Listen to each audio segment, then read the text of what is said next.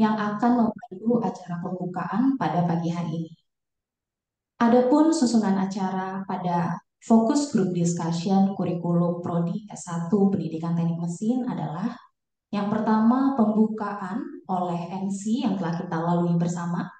Selanjutnya menyanyikan lagu kebangsaan Indonesia Raya. Kemudian dilanjutkan dengan doa. Selanjutnya sambutan Dekan Fakultas Teknik dan Kejuruan Universitas Pendidikan Ganesha. Dilanjutkan dengan pembukaan FGD oleh moderator. Selanjutnya pemaparan materi oleh narasumber yang akan diteruskan dengan sesi tanya jawab dan ditutup oleh moderator. Baik, Bapak dan Ibu sekalian, mari kita masuk ke agenda selanjutnya, yaitu menyanyikan lagu kebangsaan Indonesia Raya. Bapak dan Ibu yang hadir secara daring, mohon agar dapat mengaktifkan kamera, menonaktifkan audio, dan duduk dalam posisi tegak. Sementara Bapak dan Ibu yang hadir secara luring di ruangan IKI Barat ini, dimohon untuk dapat berdiri. Kepada operator, saya persilakan.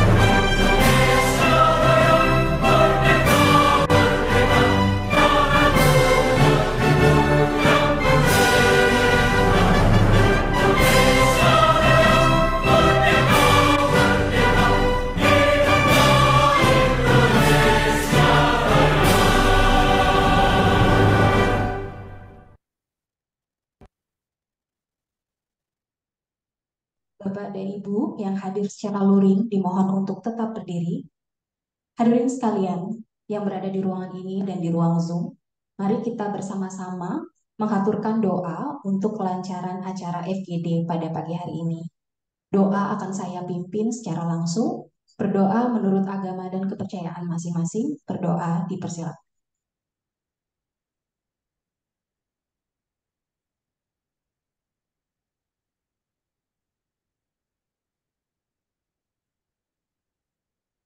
Berdoa selesai. Bapak dan Ibu dipersilakan untuk duduk kembali.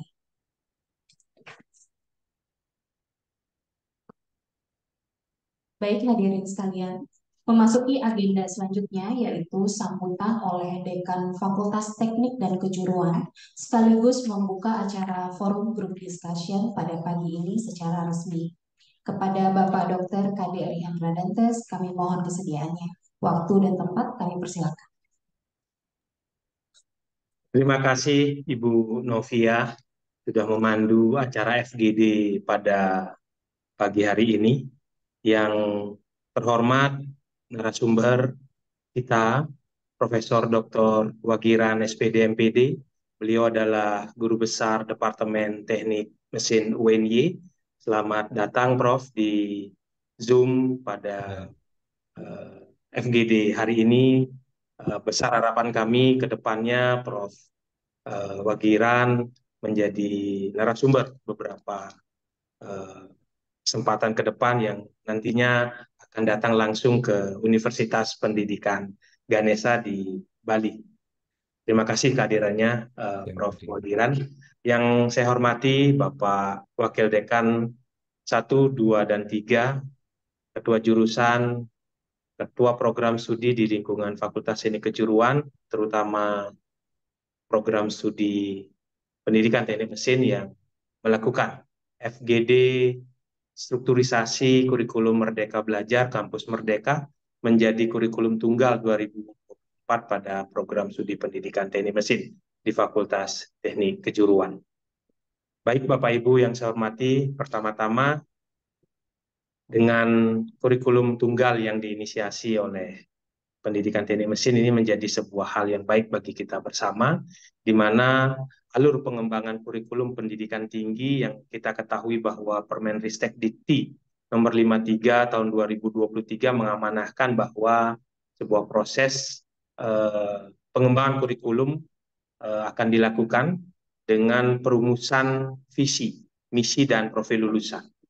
Jadi kurikulum 2024 yang kita akan kembangkan di Universitas Pendidikan Ganesha, khususnya di program studi Pendidikan Teknik Mesin, dikembangkan berbasis KKNI yang berorientasi pada MBKM sesuai dengan apa yang diamanahkan pada Permenristek Dikti nomor 53 tahun 2023, sehingga visi keilmuan program studi adalah cita-cita program studi dalam mengkaji dan mengembangkan keilmuan inti atau keilmuan yang kita sebut dengan body of knowledge tertentu, khususnya di pendidikan teknik mesin.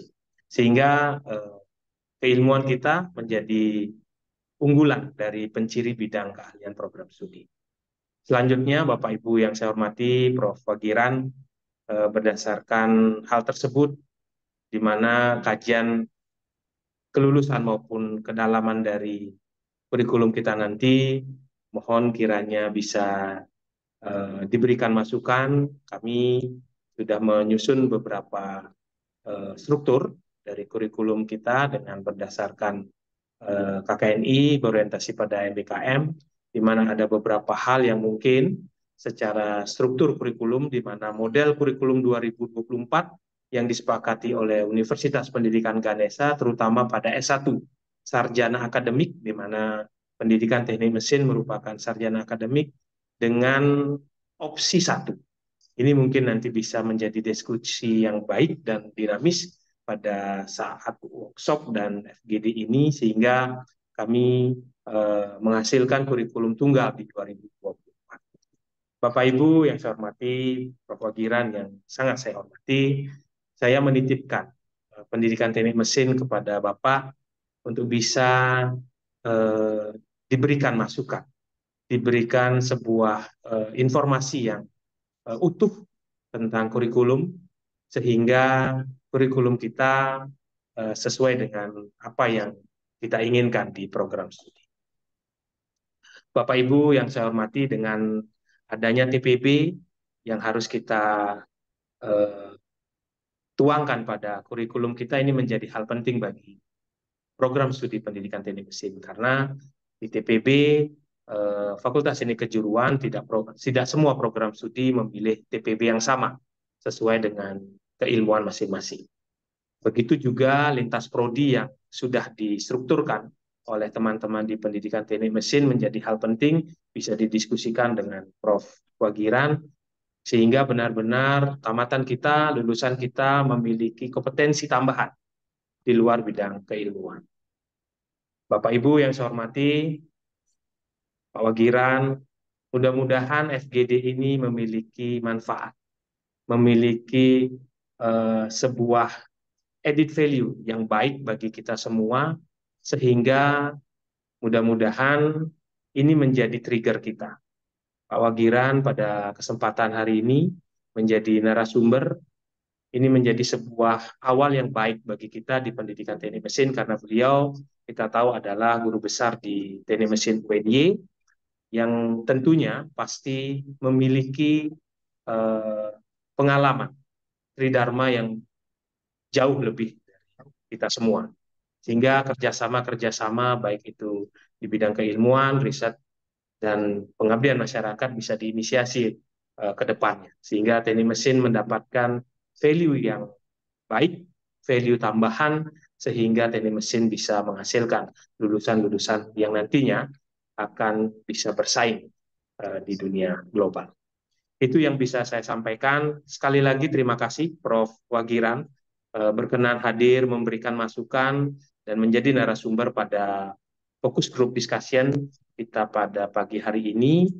Sehingga di akhir kata saya ucapkan selamat berworkshop, selamat ber-FGD, mudah-mudahan bermanfaat dan nantinya kerjasama-kerjasama iringan yang nanti kita inisiasi dengan Prof. Wagiran, baik itu di riset tadi yang saya sampaikan dan di tempat hal-hal yang lain, di tempat-tempat yang lain mungkin bisa kita inisiasi sehingga mendapatkan hal yang baik lainnya untuk kita semua. Terima kasih saya ucapkan, saya tutup dengan para Santi. Om Santi Santi Om. Assalamualaikum warahmatullahi wabarakatuh. Salam Namo Buddhaya. Salam kebajikan, salam harmoni untuk kita semua.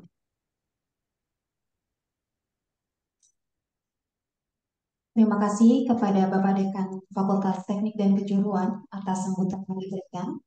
Selanjutnya untuk kebutuhan dokumentasi acara, kami mohon kesediaan seluruh tamu undangan untuk melakukan foto bersama. Seluruh hadirin dimohon untuk mengaktifkan kamera. Operator tolong membantu untuk mengambil tangkapan layar. Apakah operator sudah siap? Baik, foto akan saya pandu. 1, 2, 3. Oke. Bagaimana operator? Sudah semua? Cukup? Terima kasih. Hadirin sekalian, sebelum kita memasuki acara inti pada pagi hari ini, saya sekali lagi ingin mengucapkan terima kasih kepada Bapak Ibu yang sudah hadir, Bapak Ibu undangan yang telah hadir pada acara pembukaan pada pagi hari ini. Bila Bapak dan Ibu undangan bisa mengikuti kegiatan ini sampai akhir, kami akan sangat senang dan berterima kasih. Namun apabila Bapak dan Ibu undangan memiliki agenda lainnya, tanpa mengurangi rasa hormat, kami persilakan Bapak Ibu undangan untuk dapat meninggalkan ruangan Zoom. Baik hadirin sekalian, mari kita masuk ke inti kegiatan yaitu fokus group discussion kurikulum S1 Prodi Pendidikan Teknik Mesin Undiksa. Acara ini akan dimulai dengan pembukaan oleh moderator yang selanjutnya dilanjutkan dengan pemaparan materi oleh narasumber utama kita dan selanjutnya dilanjutkan dengan sesi tanya jawab. Untuk memandu acara FGD ini, saya persilahkan moderator kita, Bapak Dr. Gede Widayana, STMT, untuk memandu acara ini. Waktu dan tempat saya persilahkan.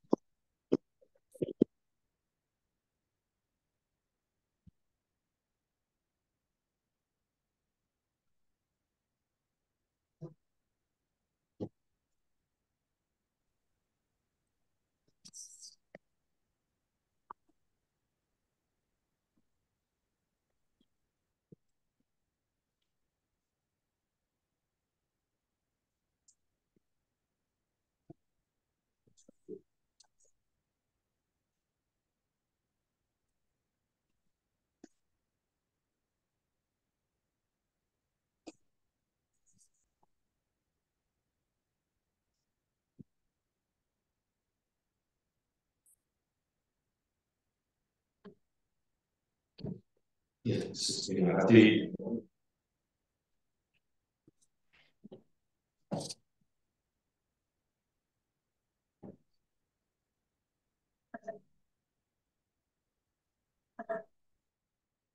Terima kasih Bu Nobia. Selamat pagi, selamat datang kehadiran di acara FGD ini. Bagaimana kabarnya Prof? Di mana Ya, ini? sehat-sehat, meninggal, sehat. Alhamdulillah bisa sehat, bisa bertemu lagi dengan kita di sini. Ya,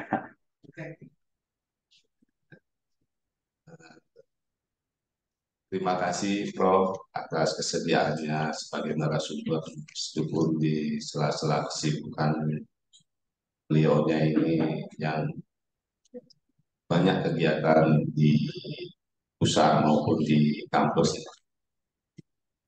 Nah, pada pagi ini sebelum saya memaparkan biodata beliau, uh, saya ucapkan selamat pagi, selamat datang kepada semua Bapak Ibu semua peserta yang hadir di sini di acara FGD.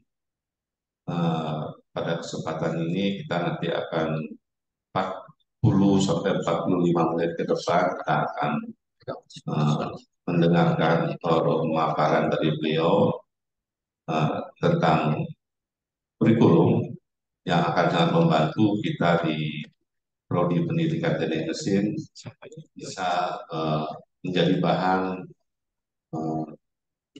pertimbangan dan bahan masukan untuk kurikulum kita di Prodi Pendidikan Teknik Mesin Universitas Pendidikan Indonesia. Sebelum Bapak Prof. Wagiran memaparkan materinya, izinkan saya di sini sebagai moderator membacakan biodata beliau yang nantinya menjadi gambaran atau menjadi masukan kita. Nama lengkap beliau adalah Prof. Dr. Wagiran MPD. Beliau adalah dosen di Universitas Negeri Surabaya, Negeri Yogyakarta, maaf. Tempat tanggal lahir beliau adalah di Sleman, 27 Juni 1975. Sekarang ini beliau menjabat sebagai dosen di Fakultas Teknik Universitas Negeri Yogyakarta. Beliau juga sebagai dosen sekolah pasca sarjana di UNY. Nah, juga beliau sebagai Kepala Pusat Penjaminan Mutu Universitas Negeri Yogyakarta. Sampai itu juga beliau sebagai tim pengembang kurikulum di Universitas Negeri Yogyakarta, tim revitalisasi LPTK dari Kemendikbudristek, juga ikut dalam tim RPL Ditjen Diristek Kemendikbudristek Pusat Jakarta. Alamat beliau di Yogyakarta di jalan alamatnya di Jalan Sewon, Agomulyo, Cangkringan, Sleman, Yogyakarta. Itu sekilas dari biodata beliau, Prof. Dr. Wargiman. Nah, untuk selanjutnya kita akan masuk ke session selanjutnya, yaitu mendengarkan pemaparan beliau tentang kurikulum yang akan kita dengarkan bersama-sama. Prof, untuk waktunya kurang lebih sekitar 45 menit, jadi nanti Prof bisa menyampaikan materinya. Setelah itu kita isi dengan sesi tanya jawab baik dari peserta maupun pengunjung di sini. Untuk waktu dan tempatnya saya persilakan. Terima kasih. Ya, baik, terima kasih. Moderator, saya gak dengar tadi namanya Pak Sinten. Ya. Dr. Gede Widayana. Pak Idi ya, gitu ya. Ya, baik, makasih. Assalamualaikum warahmatullahi wabarakatuh. Selamat pagi, salam sehat Bapak Ibu semuanya yang sama-sama kita hormati. Pak Dekan, terima kasih atas perkenan sambutannya. Bapak Ibu Wakil Dekan, lalu Bapak Ibu Kaprodi atau Kajur Kaprodi, Bapak Ibu dosen, dan juga ini ada mahasiswa ya, teman-teman mahasiswa. Dan juga teman-teman dosen, karena ini juga muda-muda semua ya Pak Dekan ya, sehingga ini menjadi energi yang luar biasa Bapak Ibu.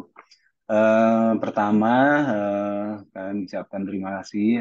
Kalau saya sangat berbahagia ini bisa hadir di tengah Bapak Ibu semuanya, di teman-teman di Prodi Pendidikan Teknik Mesin. Dan topik diskusi kita ini topik yang aktual ya, sangat hangat itu. menunjukkan bahwa teman-teman itu sangat proaktif gitu ya untuk melakukan perubahan dan juga perbaikan gitu ya.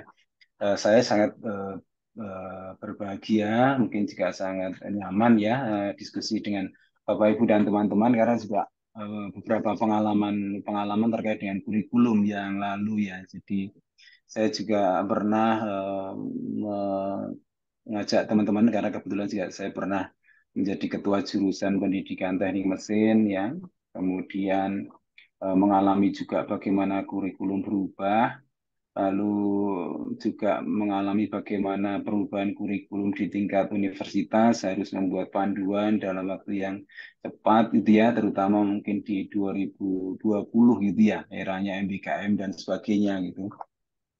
Termasuk yang sekarang yang kita sedang enjoy-enjoynya untuk dengan SNDikti nomor 3 ya, kemudian di rubah lagi dengan Permendikbud 53 gitu ya. Tetapi saya kira juga itu satu hal yang wajar ya. Jadi kita nikmati saja gitu.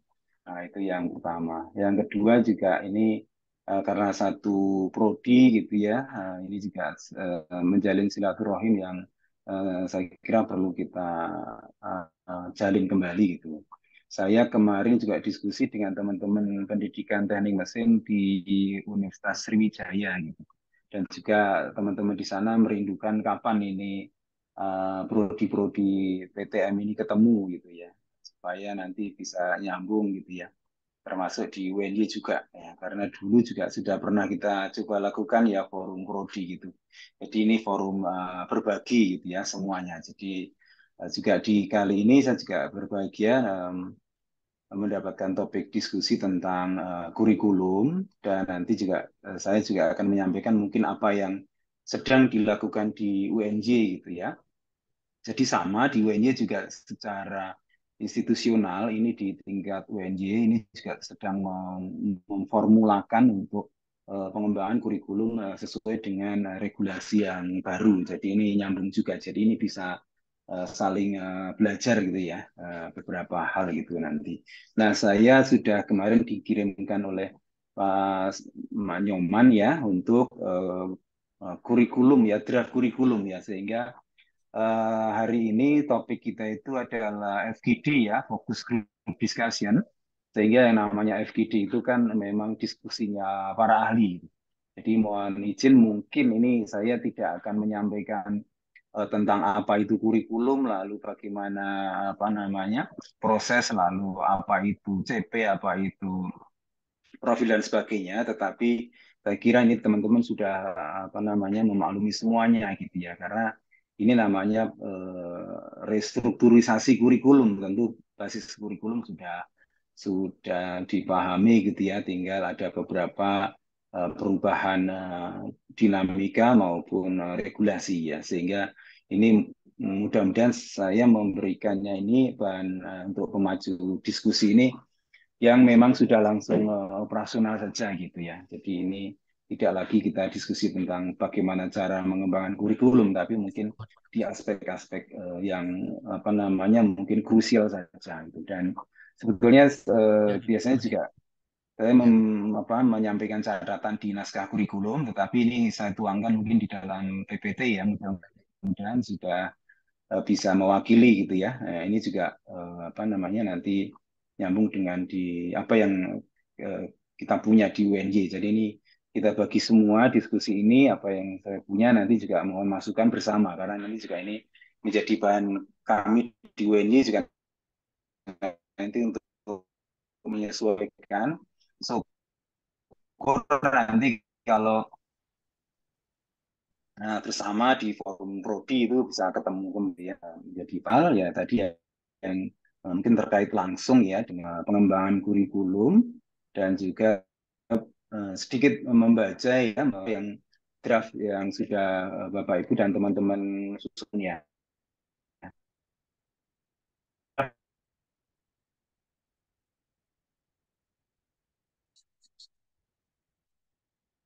Pertama, Bapak Ibu, kita akan memfokuskan ini ke orientasi ya, rekonstruksi kurikulum gitu ya.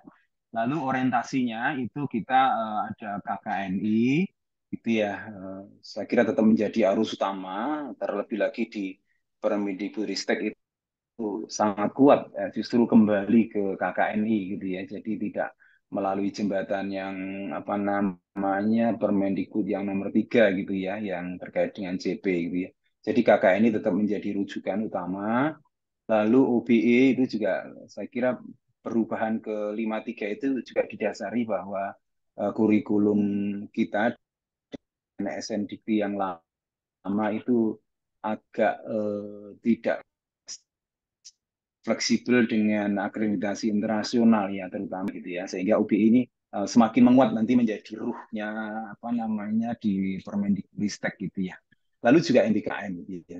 Saya kira ini konteks itu dan juga nanti di Permendikbudristek ya 53. Saya kira ini frame yang kita pegang bersama gitu ya. Jadi kalau KKN itu tetap, lalu UBI itu juga nanti akan sangat lekat dengan akreditasi internasional ya, Bapak Ibu, yang juga hari kemarin itu sudah muncul apa namanya Permendikbud ya tentang lembaga-lembaga akreditasi internasional yang diakui gitu ya. Nanti juga menjadi diskusi menarik ya. Tetapi secara intinya ya apapun akreditasi internasional itu semuanya mengarah ke UBI gitu ya. Lalu MBKM barangkali yang tidak kita sentuh banyak, itu nanti lebih ke dokumen, tapi saya kira nanti dua ya, kalau flagship nanti tinggal pengaturan waktu, biasanya ini yang ribet, tetapi saya kira berbagai perguruan tinggi termasuk Undiksa sudah bisa mengatasi itu ya. Bagaimana secara program flagship itu memang kita tata di semester tertentu, lalu senyampang dengan itu meng-create MBKM mandiri gitu ya, sehingga di semester tertentu ya dengan MBKM mandiri itu pasti sesuai dengan CP. Mungkin itu yang penting gitu ya. Lalu kita juga berhadapan nanti dengan Permendikbud nomor 3 tahun 2020 2010 ya, sorry, ini 2020 ini enggak gitu. Jadi yang Permendikbud nomor 3 ini yang sudah tidak berlaku lagi ya nanti gimana itu strategi kita gitu ya. Apakah memang semua tidak boleh dipakai atau boleh ya karena di Permendikbud nomor 3 itu kan otonomi PT juga tinggi gitu ya. Mohon maaf ini tahun 2020 ya. Kemudian pertama dari yang ada di naskah itu termasuk setelah kita baca, saya ingin memulai dari yang awal sekali ya Bapak Ibu. Awal sekali adalah pertama kita memaknai kurikulum gitu ya. Apa yang dimaksud dengan kurikulum? Tetapi juga ini kita tidak akan bicara definisi macam-macam. Cuma ini hanya satu kata kunci saja gitu bahwa dari definisi yang bermacam-macam itu dan juga di tata perundangan gitu kurikulum itu selalu meliputi empat aspek ya. Ya ini cara gampang saja gitu ya. Kalau ini yang pertama adalah selalu ada namanya standar kompetensi lulusan yang sekarang itu dinyatakan istilahnya dengan capaian pembelajaran gitu ya. Jadi istilah standar kompetensi lulusan itu menjadi ya, capaian pembelajaran lulusan atau learning outcome atau CP, lalu standar isi yang terkait dengan mata kuliah, lalu struktur dan sebagainya, lalu proses pembelajaran dan penilaian. Selalu ada empat ini. Jadi poin pentingnya kita menyepakati definisi kurikulum itu selalu ada empat ini. Konsekuensinya adalah itu nanti di dokumen kurikulum ini Bapak Ibu dan teman-teman kita mencoba gitu harusnya gitu dokumen kurikulum itu paling tidak ya gitu secara utuh naskah dokumen kurikulum itu paling tidak meliputi aspek ini gitu. Jadi kita pastikan karena biasanya yang agak menebal itu yang ini yang aspek 3-4 ini agak kelupaan gitu ya. Nah, mungkin apalagi di Permen 53 sepertinya ada perubahan yang agak lumayan di pembelajaran ya seperti fleksibilitas gitu ya, lalu pembelajaran yang tadi menyenangkan atau apa. Dan standar penilaian itu juga ada yang agak baru gitu ya di 53 seperti misalnya tidak hanya nilai angka tapi nilai lulus dan tidak lulus, lalu tugas akhir yang tidak hanya skripsi gitu ya. Nah, ini saya kira penting sehingga ini ilustrasi yang kami lakukan di UNJ gitu ya. Jadi entah sistematikanya seperti apa, tapi yang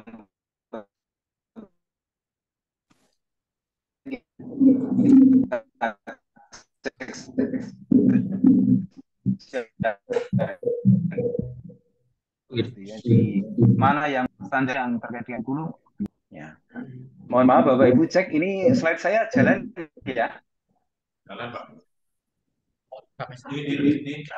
Jalan, cuma agak putus-putus. Jalan ya.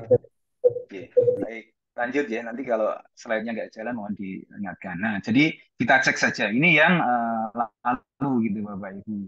Nah, mohon izin sekedar menyampaikan juga kemarin dari naskah di daftar isi, saya coba iseng-iseng itu ya, untuk melihat di daftar isi di rancangan kurikulum yang teman-teman susun. Ini ya, kalau pendahuluan dan VMTS, oke sudah. CP sepertinya juga sudah, lalu standar kompetensi lulusan ini standar isi harusnya ya. Hari ini agak enggak, ini standar isi harusnya sudah ada standar isi. Tapi yang standar proses dan standar penilaian sepertinya secara eksplisit belum gitu misalnya ya. Mungkin yang standar prosesnya ada di RPS gitu.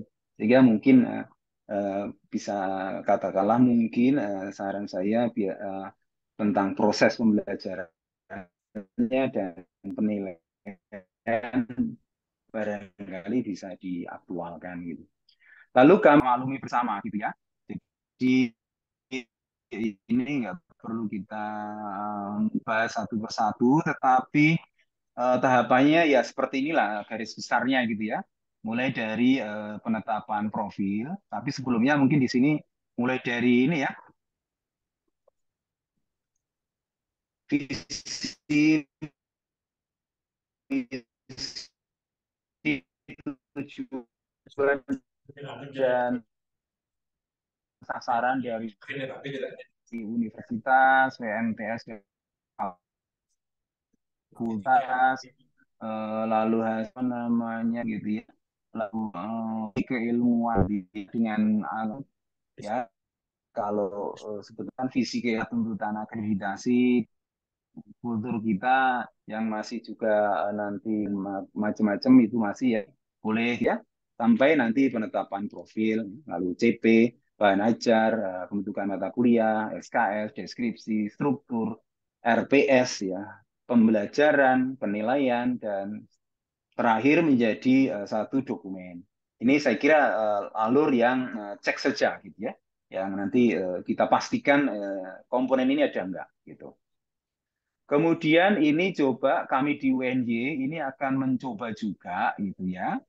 Struktur isi kurikulum itu kita urutkan ya, karena kami juga harus selalu siap nanti dengan akreditasi internasional ya. Jadi prodi-prodi sudah ditargetkan gitu ya berurutan nanti akreditasi internasional sehingga nanti bagaimana ini nyaman ini nyambung dengan join SAR atau SAR yang selalu disusun gitu ya sehingga ini kurikulum tadi Pak Dikan menyampaikan tunggal itu maksudnya ya satu kurikulum tapi juga kurikulumnya itu kalau untuk naskah atau dokumen implementasi ya untuk akreditasi nasional ya untuk akreditasi internasional ya gitu nah itu kita coba gitu ini coba satu formulasi gitu sebetulnya sama persis ya dengan yang sudah disusun termasuk yang teman-teman susun di ini ya di PTM Undiksa gitu.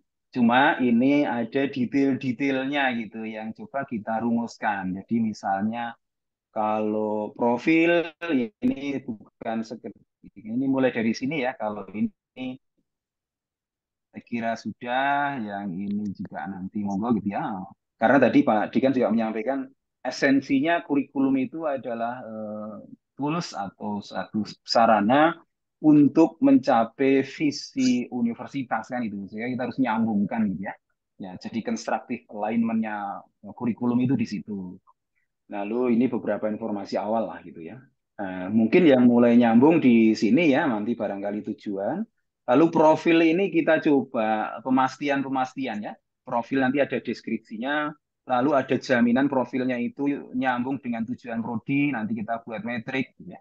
Capaian pembelajaran juga bukan sekedar CPL, tapi bagaimana nanti capaian pembelajaran kita buat metrik ya, bahwa seluruh profil lulusan tertampung atau terfasilitasi oleh CPL gitu ya.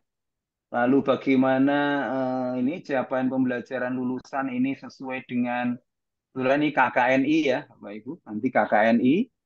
Lalu dengan standar yang lain, misalnya di ASIIN ya Bapak Ibu, di ASIIN itu kadang memerlukan yang namanya SSC. Nanti kita coba lihat di situ. Nah, ini Bapak Ibu yang detail-detail ya. Nanti mungkin ini saya perbaiki sebentar ini ya gitu. Detail-detail itu. Ya, termasuk mungkin nanti bahan kajian gitu ya. Lalu ada yang detailnya itu misalnya ini, kesesuaian antara mata kuliah dan CPL gitu ya. Lalu di struktur kurikulum gitu ya, lalu di pembelajaran dan sebagainya. Nah, ini yang mungkin yang apa namanya kita coba nanti Bapak Ibu. Lalu sebetulnya di Permendikbudristek 53 ini ada hal baru lagi gitu. Jadi ini nanti juga apa namanya tergantung dari Bapak Ibu di prodi silahkan. Di sini itu dituliskan tentang kurikulum program studi minimal mencakup gitu ya. Nah, kalau di pedoman KPT kan strukturnya sudah seperti yang Bapak Ibu susun. Nanti di Permendikbud 53 itu ternyata di kurikulum ada beberapa yang harus dirumuskan apakah nanti ini sudah terintegrasi atau menjadi butir-butir eksplisit ya, tapi sepertinya sudah ada gitu ya. Jadi paling tidak ini ada di sini. Nah, cuma nanti tambahannya yang ini barangkali yang tata cara penerimaan mahasiswa itu. Kemudian Bapak Ibu yang teman-teman semuanya ini yang nanti bisa diaju. Lalu satu lagi Bapak Ibu bahwa kurikulum kita nanti konteks KKNI itu nanti seperti ini ya. Jadi kita akan memastikan kalau memang sarjana berarti di level 6. Nanti ada satu mekanisme pemastian gitu ya. Butir ini apakah dipenuhi oleh CP atau PEO bahkan ya. Jadi tujuan prodi kita itu apakah sudah mencakup 6? Nanti ada jaminannya apa? Nanti kita siapkan di metrik gitu ya Bapak Ibu. Ini yang tadi pemastian saja supaya enggak sarjana rasa diploma atau bahkan sarjana rasa magister gitu ya Bapak Ibu. Karena wah kalau tempat saya kok sarjana tapi ilmunya sudah tinggi gitu. Nah ini yang kita jaga di situ ya. Mungkin ini yang penting Bapak Ibu. Kemudian Bapak Ibu, kami di UNY dan teman-teman itu punya satu tools gitu ya Bapak Ibu. Jadi ini kita temukan dari lapangan, mudah-mudahan nanti bisa membantu teman-teman untuk memastikan tahapan kurikulum itu nyambung, alignment ya. Jadi dirunut dari atas ya nyambung, dari bawah ke atas juga nyambung. Nah ini kita pakai paradigma UBE ya Bapak Ibu, dan ini sangat nyambung dengan Permendikbud 53. Ya, karena di sini kan mulai dari university mission, faculty mission, department mission, lalu tujuan prodi, lalu PLO atau CPL, lalu CPMK, lalu sub CPMK gitu ya yang nanti di RPS. Kita coba begini Bapak Ibu. Jadi universitas, kita punya fakultas, kita punya fisik keilmuan prodi juga sudah ada. Lalu nanti tujuan prodi gitu ya, PEO ya, itu apa? Itu kita pastikan ada enggak. Lalu nanti menjadi profil lulusan, lalu CPL gitu ya, lalu bahan kajian, mata kuliah, lalu struktur kurikulum, CPMK gitu ya, lalu RPS ya, sampai assessment Bapak Ibu dan teman-teman dan pengukuran CPMK dan CPL termasuk portofolio mata kuliah dan continuous improvement. Nah, biasanya yang agak penting yang di sini Bapak Ibu. Ya, sehingga nanti apakah kurikulum kita sudah UBI? Ya, sudah gitu biasanya. Tapi pasti biasanya level 3 pasti gitu ya. Tapi untuk sampai level 4 dan level 5 itu yang biasanya kita perlu agak sedikit berkeringat dan memahamkan teman-teman gitu ya. Karena nanti kalau akreditasi internasional kan tentu minimal ada di peringkat 4 atau 5. Nah, ini kita coba Bapak Ibu dan teman-teman karena ini porsi kita ini kan menyusun kurikulum prodi ya. Bapak Ibu monggo nanti kita bantu dengan itu ya nanti eh, daftar cek gitu ya Bapak Ibu dan teman-teman. Nanti Pak Kaprodi mungkin bisa melihat di sini ini berdasarkan pengalaman dari lapangan ya. Jadi ini tidak kita ambil dari modul mana-mana, tapi ini betul-betul dari lapangan kami mendampingi prodi-prodi akreditasi internasional ya. Jadi nanti silakan dalam itu dicek saja gitu. PMT universitas ada enggak, ini ada enggak, visi ini ada enggak gitu ya.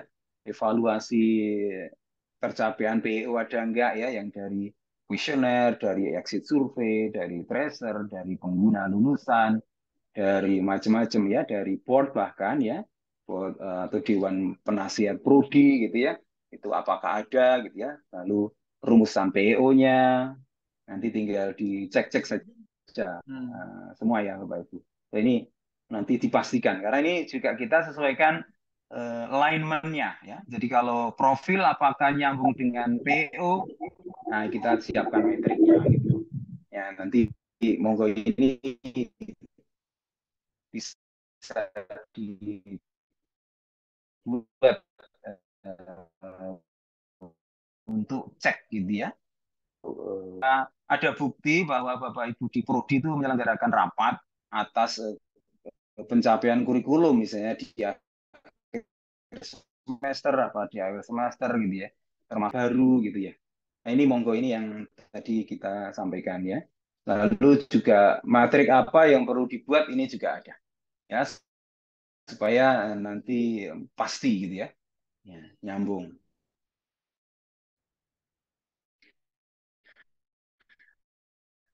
Kemudian Bapak Ibu ini pengalaman ya saja pengalaman UNJ untuk mengembangkan kurikulum ini. Teruskan nanti dengan apa yang sudah Bapak Ibu dan teman-teman susun ya gitu. Nanti catatan sedikit itu ya. Jadi apa namanya ya diskusi aja konfirmasi gitu ya. Pertama itu ya, karena kami coba susun ini kurikulum ini juga dalam rangka akreditasi internasional, tetapi ini juga masih kita godok kembali, kita sesuaikan dengan Permendikbud 53, terutama yang CPL gitu ya, Bapak Ibu. Pertama, Bapak Ibu, tahapan pengembangannya kita ambil misalnya. Di visi misi tujuan dan sasaran universitas, saya kira oke, lanjut gitu ya. Visi misi tujuan sasaran prodi ini fakultas ya, sorry ini agak salah lagi. Ini fakultas ya, Bapak Ibu. Fakultas, lalu visi keilmuan dan tujuan prodi. Ya, visi keilmuan Bapak Ibu dan teman-teman silahkan nanti ada salah satu sumber ya, apa atau itu visi keilmuan gitu. Intinya memang tadi Pak Dikan menyampaikan ciri khas apa yang akan dikembangkan oleh teman-teman di PTM Undiksa itu gitu. Kalau kami di UNY misalnya kami akan mengembangkan PTM yang gitu ya orientasinya itu mengarah ke supporting transformatif learning, kolaboratif dan perspektif global gitu. Ya. Kalau di Undiksa sepertinya ini sudah ya bahwa akan arahnya itu menjadi center excellence untuk PTM yang berlandaskan Trihita Karana kan gitu. Jadi kata kuncinya kan ini, tinggal nanti biasanya lalu ada deskripsi-deskripsi ya untuk pemastian capaian gitu ya. Nah, visi. Ini juga sudah ketemu ya di visi prodi. Kemudian, nah ini Bapak Ibu supaya bahwa visi keilmuan prodi itu alignment ya, bahwa visi prodi itu juga nyambung dengan visi fakultas, juga nyambung dengan universitas. Coba nanti Bapak Ibu dan teman-teman bisa meng-create gitu ya ketersambungan. Ini contoh yang kami misalnya visi kami itu UND itu misalnya takwa, mandiri, cendekia dan unggul kan itu. Nah, visi fakultasnya apa, visi keilmuan prodinya apa, dan nanti apakah ada pemastian nanti tujuan prodinya itu nyambung gitu ya. Jadi ada jaminan bahwa visi keilmuan itu terwadai dalam PEO. Jadi bukan satu bagian yang terpisah merenung sendiri gitu ya. Nah, ini alignment namanya. Nah, ini misalnya barangkali ada alignment-nya ya di Undiksa Trihita Karana, lalu di fakultas ini kan ada humanis, kolaboratif, inovatif dan kompetitif gitu ya. Nah, yang keilmuan prodi ini nyambungnya dengan langsung di sini misalnya gitu ya. Nah, apakah perlu humanis, kolaboratif, inovatif dan kompetitif ini juga masuk eksplisit di sini gitu. Itu tadi diskusinya teman-teman semuanya ya. Kalau memang secara prinsip jadi supaya alignment-nya gitu. Biasanya itu ya. Ini yang pertama ya Bapak Ibu dari kesesuaian visi nanti. Kemudian misi, Bapak Ibu, saya kira kalau misi ini tambahan ya, karena mungkin tuntutan teman-teman di akreditasi itu belum bisa lepas dari yang namanya. Kalau ada visi ya pasti ada misi, pasti ada tujuan, pasti ada sasaran.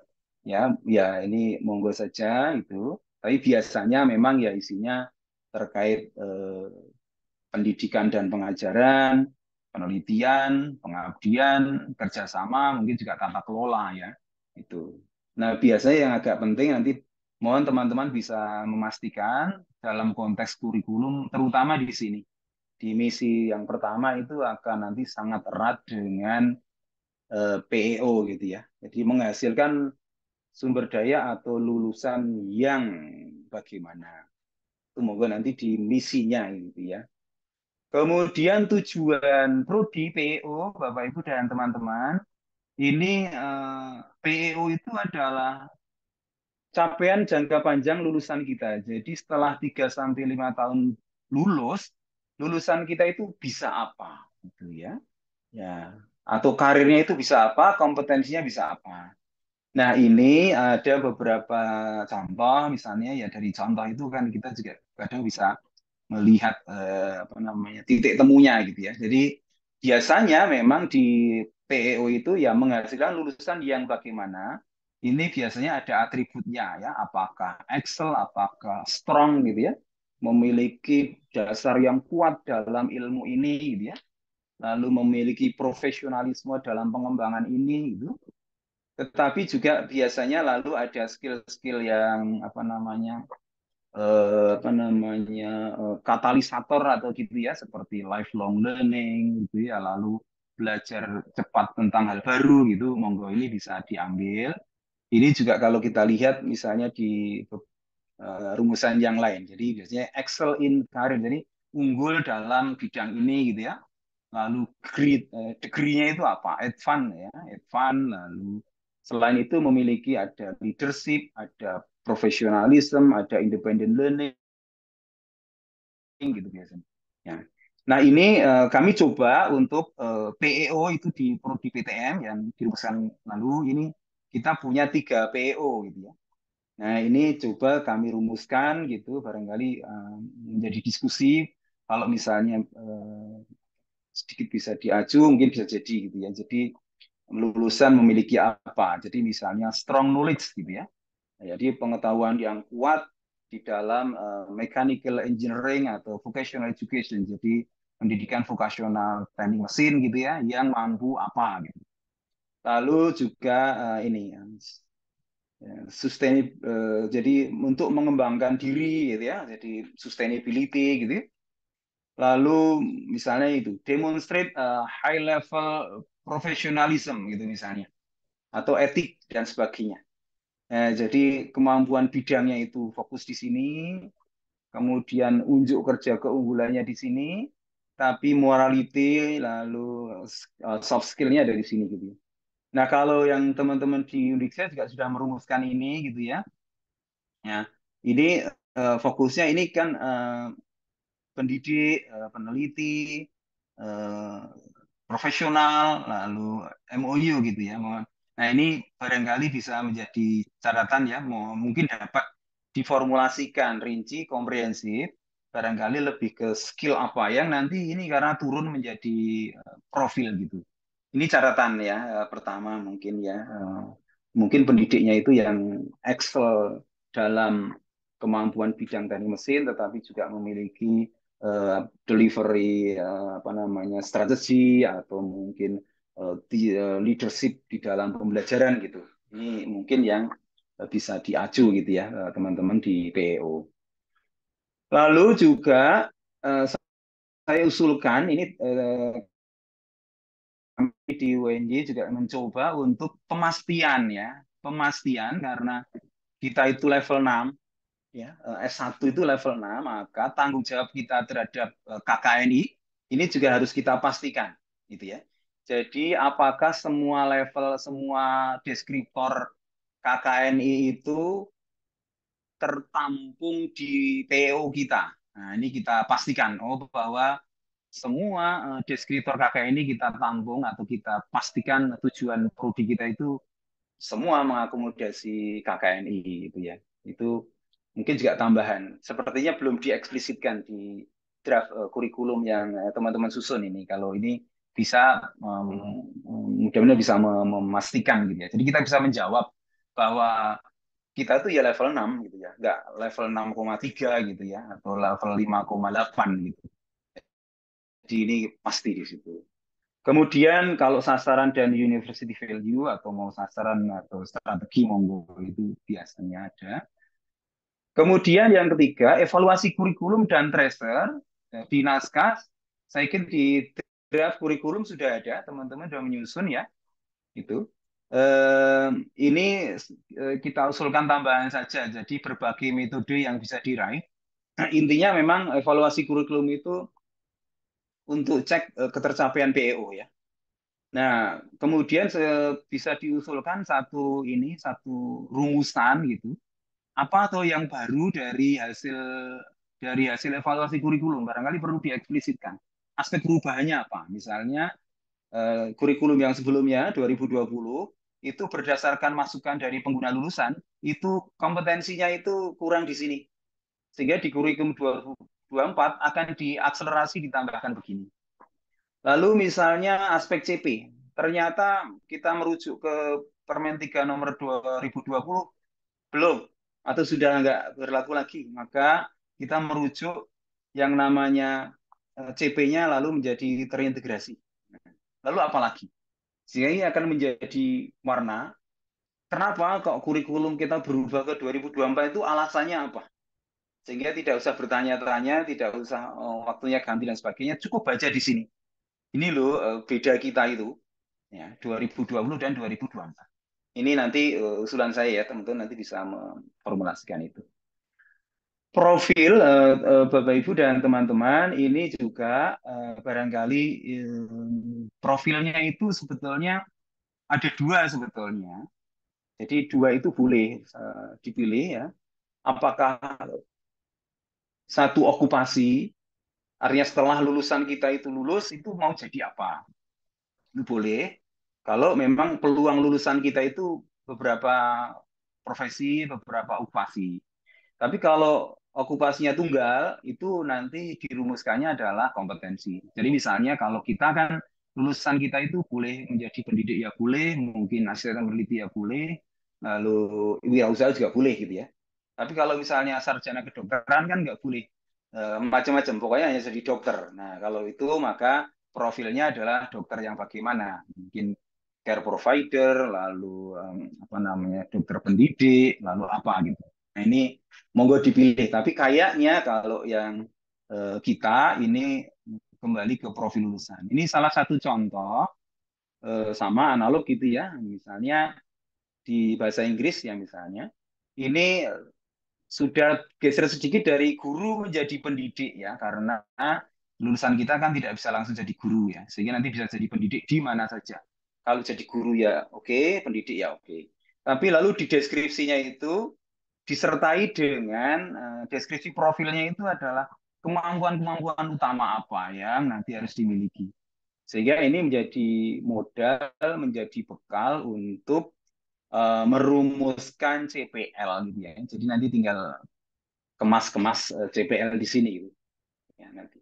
Lalu misalnya ternyata di Saprodi ini juga bisa menjadi asisten peneliti misalnya. Ternyata juga bisa menjadi wirausaha misalnya. Monggo nanti ini berdasarkan tracer gitu ya. Nah, kalau yang kami rumuskan di S1 PTM ini agak mirip ya. Jadi yang pertama kami menempatkan sebagai instruktur atau pendidik gitu ya.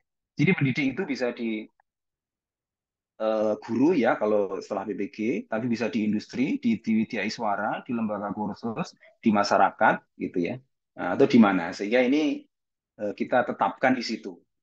Tapi ternyata hasil dari tracer lulusan kita itu ternyata ada yang ini memiliki kemampuan untuk di Pranata Laboratorium. Itu juga ternyata kita tetapkan. Lalu ada yang edu technopreneur gitu.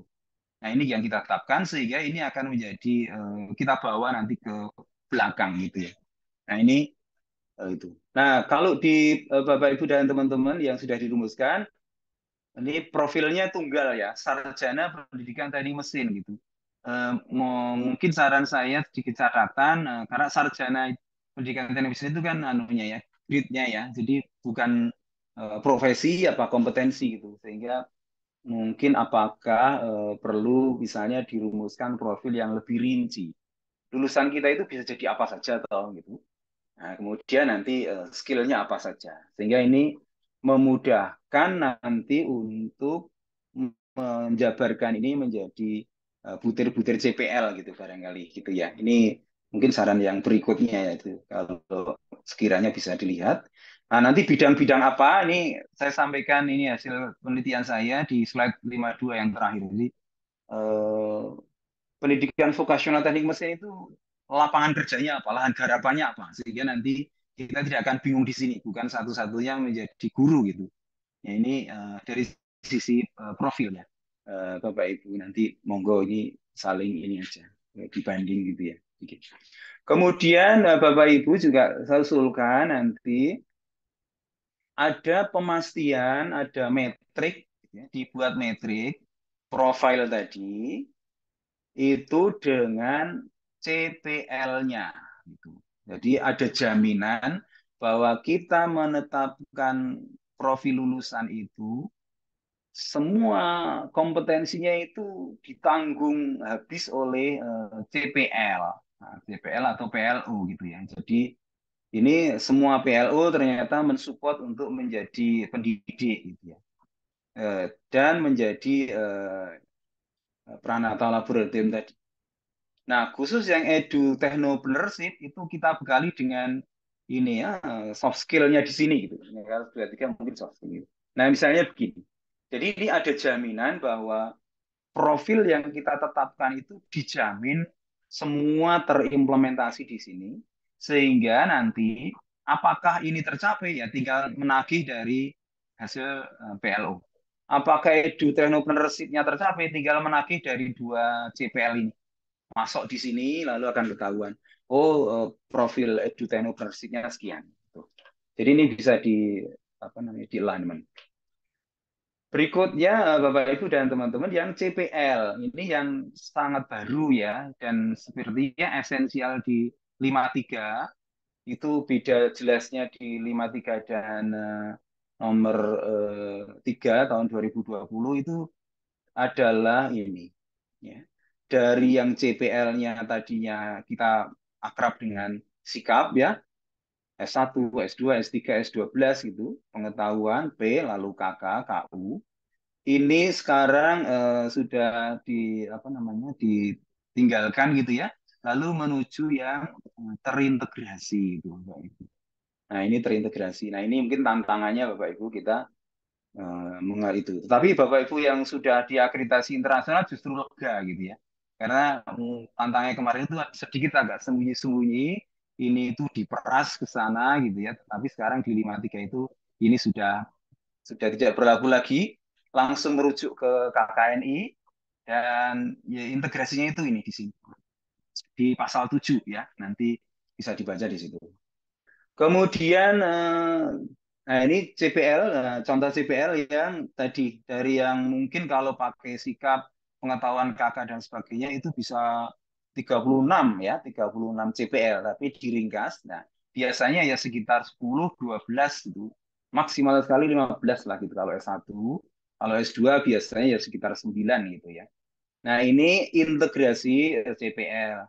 Tapi ini juga masih contoh yang bisa di-clear lagi Bapak Ibu karena ini apa namanya integrasi dapat diformulasikan lagi integrasi jadi sikap pengetahuan KK dan KU itu bisa diwadahi dalam satu PLO ya.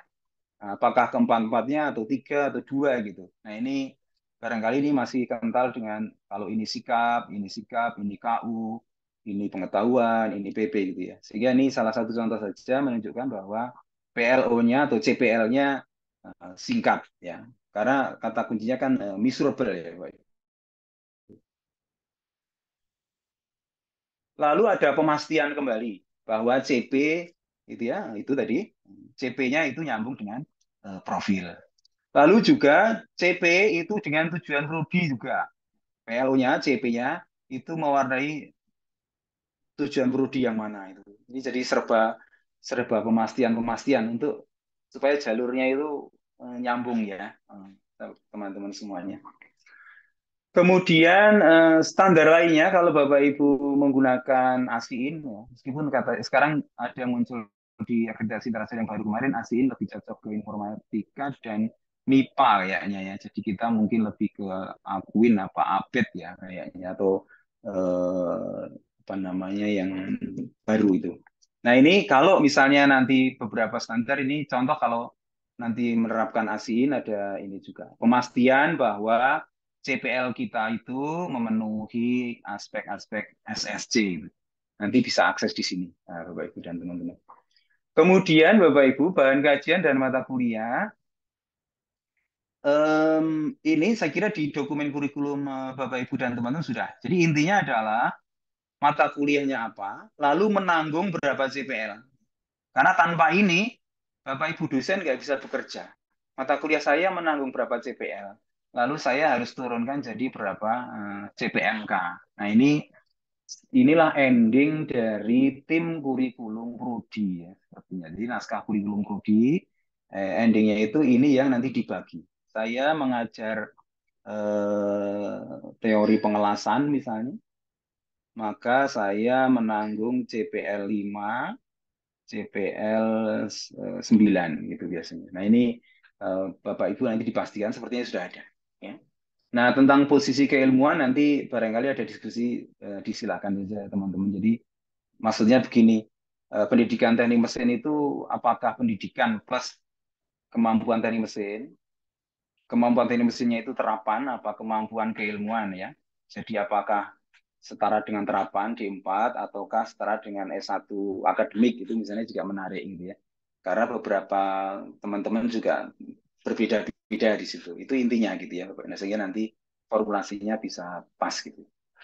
Ini yang outputnya. Lalu struktur kurikulum nanti ada berbagai hal baru di Permendikbud 53.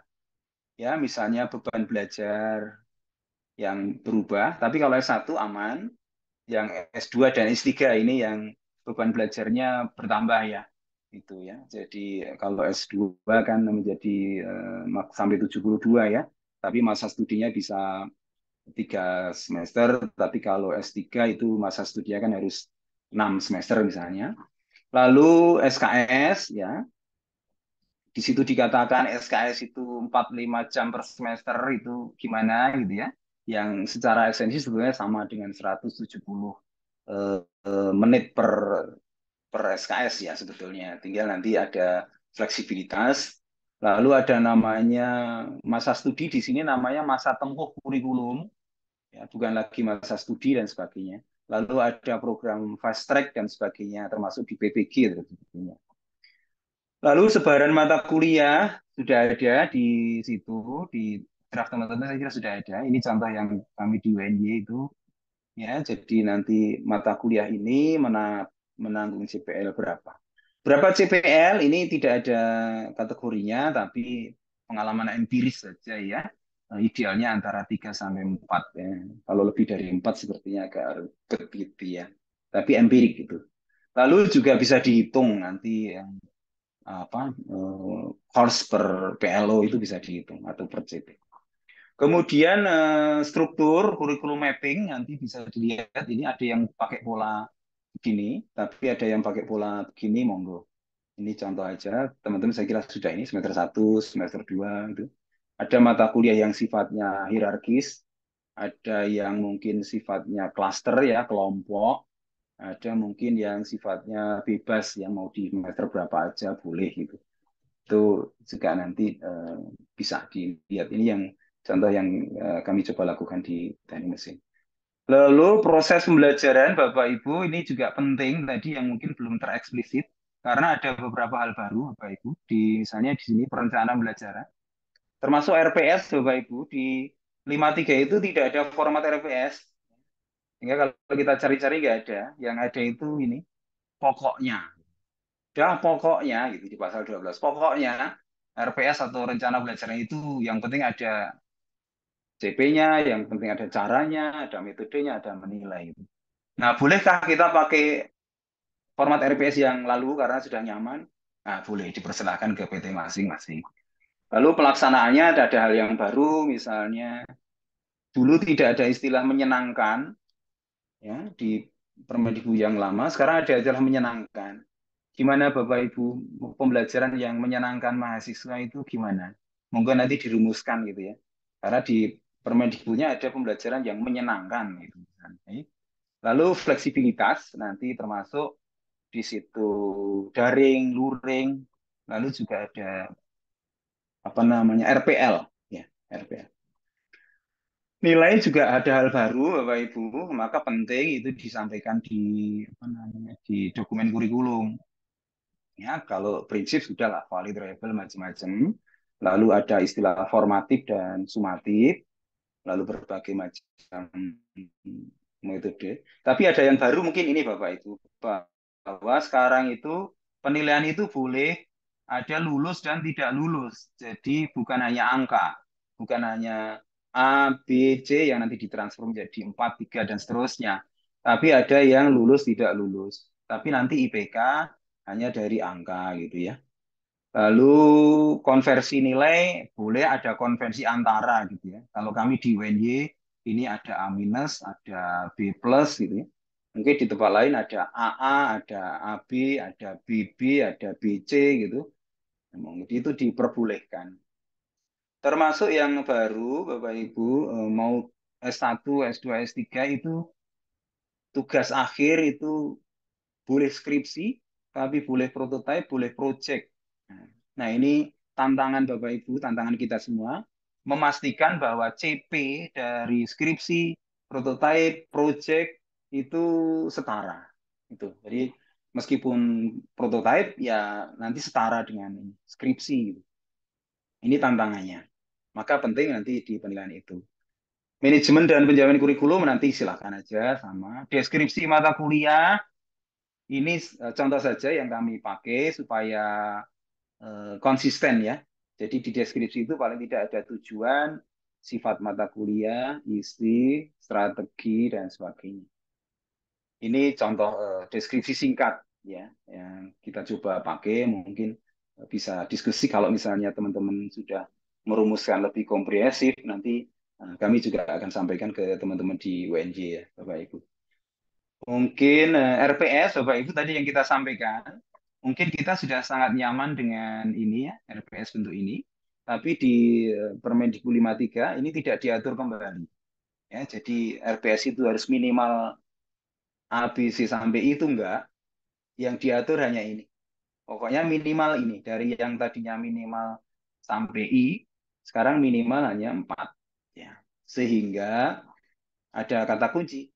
Bentuknya diserahkan kepada dosen perguruan tinggi. Termasuk kalau mau pakai ini ya boleh, silakan. Ya. Nah, terkait format Bapak Ibu memang ada paling tidak 2 format RPS. Kalau ini kan format yang biasanya kita. Biasanya itu ya sub CPMK atau sub kompetensi lah atau KAD gitu ya. Lalu materinya apa, lalu pembelajarannya kayak apa, baru penilaiannya. Itu yang wajar kita pakai. Tetapi saya sangat bergembira teman-teman sudah memilih yang ini, yang backward. Karena ini justru sebetulnya yang sangat tepat dengan paradigma UBI gitu ya. Jadi paradigma backwardnya UBI itu ya memang kemampuan apa atau sub CPMK-nya apa, kemudian ujiannya apa, penilaiannya itu indikatornya apa gitu. Untuk bisa lulus itu dia harus menunjukkan kemampuan apa. Baru metode pembelajarannya seperti apa dan materinya seperti apa gitu. Jadi saya apresiasi dengan teman-teman yang sudah menggunakan format ini karena kami di UNY untuk menuju format ini masih agak pikir-pikir karena agak rame gitu ya gitu. Jadi ini sudah satu langkah maju. Jadi kalau nanti ada dua format itu sejarahnya begitulah gitu ya, Bapak Ibu dan teman-teman. Saya kira itu ya Bapak Ibu dan teman-teman, mungkin waktunya sudah lewat dan sebagainya. Ini hanya beberapa catatan di kurikulum apa di 53. Saya kira tadi sudah beberapa catatan nyambung ya. Beberapa hal baru yang ada di 53 nanti monggo dibaca saja dicermati. Saya kira nanti kita tinggal diskusi saja ya. Termasuk yang MBKM itu tetap ada, tapi mungkin nanti bisa di-create menjadi independent study atau independent learning dan create menjadi MBKM mandiri ya yang mungkin tidak ribet dengan pengakuan karena pasti sesuai dengan CPE, CPMK, lalu teman-teman kalau dikejar IKU itu sudah bisa nyambung juga gitu ya. Ini kira-kira pas gitu ya. Oke. Mungkin itu Bapak Ibu dan teman-teman, mohon maaf mungkin agak lewat sedikit waktunya atau banyak. Ya, makasih, monggo diskusi Bapak Ibu dan makasih. Terima kasih, Prof. Tadi sudah panjang lebar pemaparan dari Prof. Bagiranya. Sedikit bisa kami ringkas di sini. Banyak Prof. Bagiran membahas tentang dari sistematika kurikulum, kemudian tahapan pengembangan kurikulum yang di Permendikbud nomor 53 juga KKNI level 6 sampai ke makna kurikulum, rangka KKNI, checklist self assessment, penyusunan kurikulum, ya, tahapan pengembangan kurikulum dan sebagainya. Terima kasih Prof. Untuk session selanjutnya kami lanjutkan ke session diskusi di sini. Saya persilakan Bapak Ibu yang ada di sini yang ada ingin menyampaikan atau bertanya kepada Prof. Bagiran, saya persilakan. Dari Pak Korpodi dulu, Pak Dr. Nyoman Pasar Nugraha. Saya persilakan. Terima kasih Pak Dede Wida sebagai moderator. Selamat pagi Prof. Bagiran. Senang kita jumpa Selamat pagi, Mas Iman. masih daring ya Prof ya. Ya, siap. Terima kasih sekali masukannya Prof karena kami bingung ya dari dulu kami uh, membuat apa namanya menyusun kurikulum ya kurikulum. Memang kami pada dasarnya pada awalnya adalah menginginkan lulusan kami itu multi jadi ya karena tidak semua bisa menjadi seorang guru. Nah, kami merumuskanlah mereka bisa menjadi ya mungkin lebih tepatnya asisten peneliti ya karena kami masih peneliti ya asisten peneliti itu yang profesional mungkin nanti lebih ditekankan lalu juga sebagai wirausaha dan beberapa banyak saya lihat juga itu. Nah, saat ini kami prodi pendidikan teknik mesin agak kesulitan, gitu. Agak kesulitan karena restrukturisasi kurikulum 2024 ini. 2020 aja kami sudah kesulitan waktu itu ada MKM itu. Kami karena waktu mungkin ya penyusunannya sangat singkat sekali dari lembaga dan sekarang juga pedomannya baru datang gitu ya. Jadi kami baru menyusun, jadi kerja tayang ini proses ini sehingga kami ada kebingungan. Terutama saya sudah melihat di beberapa membandingkan begitu memang CP ini yang penting ya. Yang pembelajaran ini sangat penting dan itu belum kami fix, kami rumuskan. Termasuk juga profil, profil lulusan, termasuk juga visi yang akan kami, visi yang akan kami yang dari dasar, Prof. Ternyata visi yang akan kami update ya, karena dari visi lembaga, fakultas, saat ini adalah dituntut dengan Permen nomor 53 tahun 2023 ini. Nah, di panduan sebagian kami juga masih bingung. Panduannya Udiksa masih mengandung yang lama, padahal udah berorientasi pada Permen 53. Nah, sehingga kami butuh masukan sekali pada Prof tentang tahapan-tahapan ini. Saya berterima kasih. Nah, selanjutnya saya mungkin sedikit ke mata kuliah. Prof, nanti yang itu mungkin kami untuk pendalaman lebih dalam begitu. Ke mata kuliah ya. Kami ada TPB namanya, mata kuliah persiapan bersama, dan itu sudah ditentukan oleh universitas, sudah ditetapkan universitas. Itu sebanyak 10 mata kuliah kalau tidak salah. Coba saya mohon izin share screen dulu ya. Iya.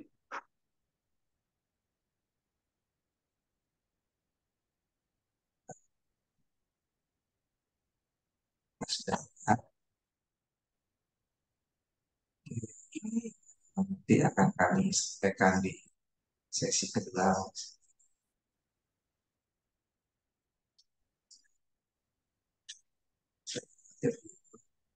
Sebenarnya rancangan visi juga memang dari fakultas lanjut ke ini, cuma mungkin harus lebih dalam lagi tadi dari catatannya Pak Prof, rancangan visi program teknik mesin harus lebih tajam karena yang di ini masih secara umum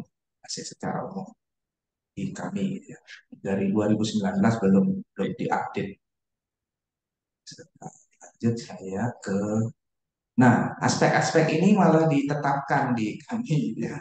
Kami mungkin harus lebih ini ya, malah diacu di buku pedoman malah disuruh ke sini lagi begitu ya, di SNDP ini gitu ya. Nanti mungkin itu kita diskusikan nanti sama tim juga. Jadi langsung ke kurikulumnya. Nah, kurikulum di sini ada perubahan, kami tetapkan 150. 150. Nah, tugas akhir 10 SKS, 10 SKS, ada asistensi mengajar 20 SKS ya. Asistensi mengajar dulunya ada magang industri. Karena kami kan sebenarnya mahasiswa kami ini ingin mendapat pengalaman industri tetapi tidak diakomodasi sama lembaga. Jadi kami disarankan untuk bisa nanti dikonversi di semester 6. Semester 6 bisa memilih, jadi mahasiswa di sana memilih mata-mata kuliah itu untuk mungkin dijadikan sebagai magang independen ya, magang independen. Nah, sekarang kita ke mata kuliah Prof ya.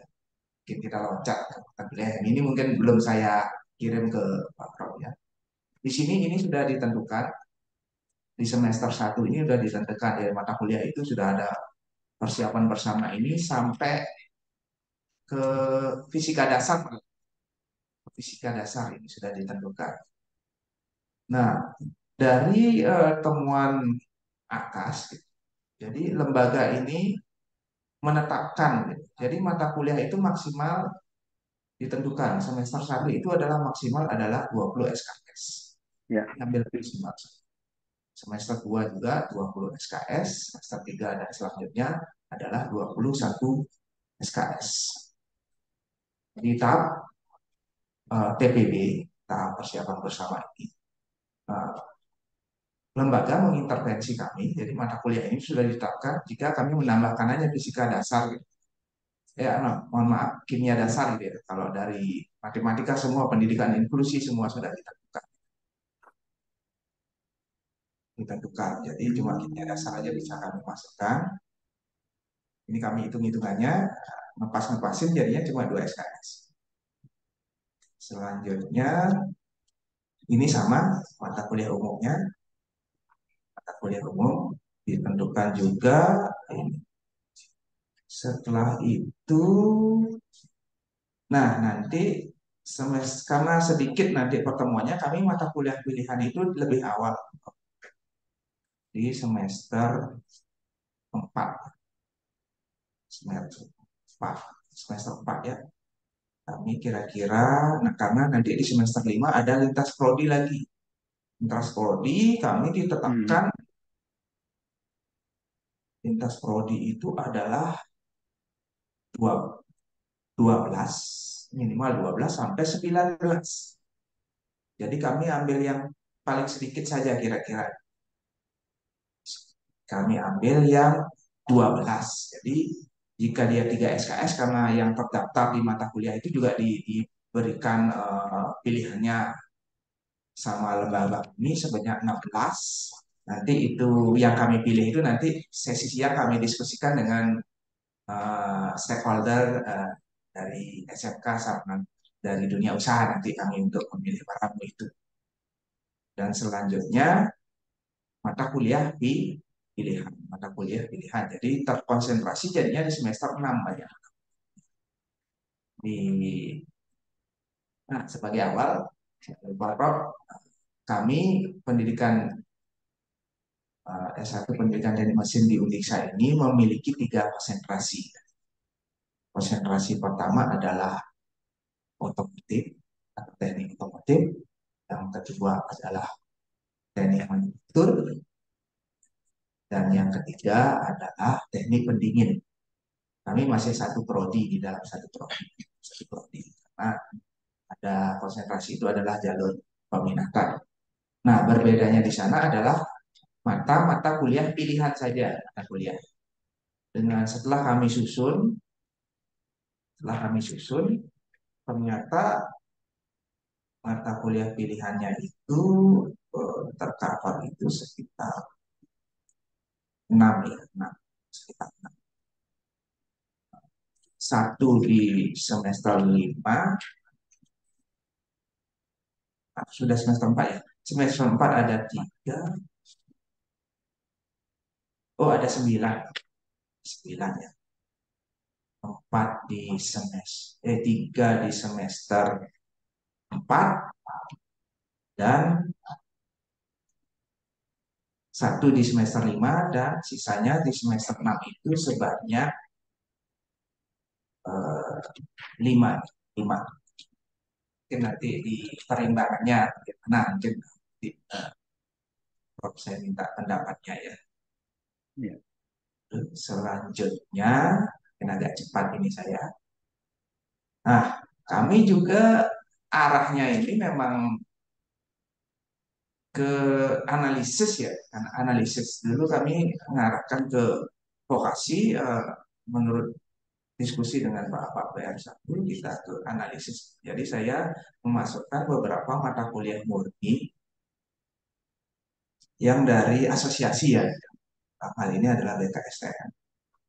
Saya memasukkan itu di samping mata kuliah pendidikan juga, sehingga kita akan padat sekali, mungkin berbeda dengan beberapa kurikulum mata kuliah yang disusun oleh beberapa yang S1 pendidikan dan mesin sejenis ya.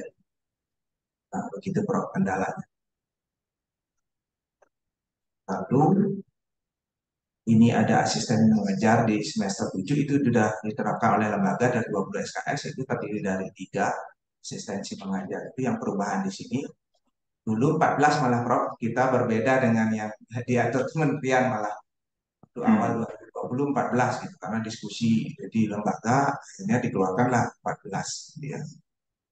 Hitungnya itu jatuhnya 14 gitu. Tapi sekarang sudah mengikuti jadi 20 SKS. Di asistensi mengajar itu ada PPL 1 atau PLP 1, PLP 2 dan KN. Nah, yang berubah lagi semester 8. Semester 8 adalah tugas akhir ya. Tugas akhirnya itu atau skripsi itu terdiri dari tiga, dari ditetapkan jadi seminar proposal, seminar hasil, dan ujian skripsi. Ujian skripsi. Ujian skripsi. Nah, ini nanti kami diskusikan mungkin beberapa mata kuliah pilihan nanti dengan stakeholder, karena kita harus memilih di sini kita 9, mungkin nanti kita keluarkan ya tidak pas 9, mungkin sekitar 12, ya sekitar 12 kita jadikan. Dan ini juga nanti yang akan kami bahas. Yang sesi kedua adalah distribusi mata kuliah lintas prodi, dan ini sudah ditetapkan oleh lembaga. Kami harus memilih dari sini.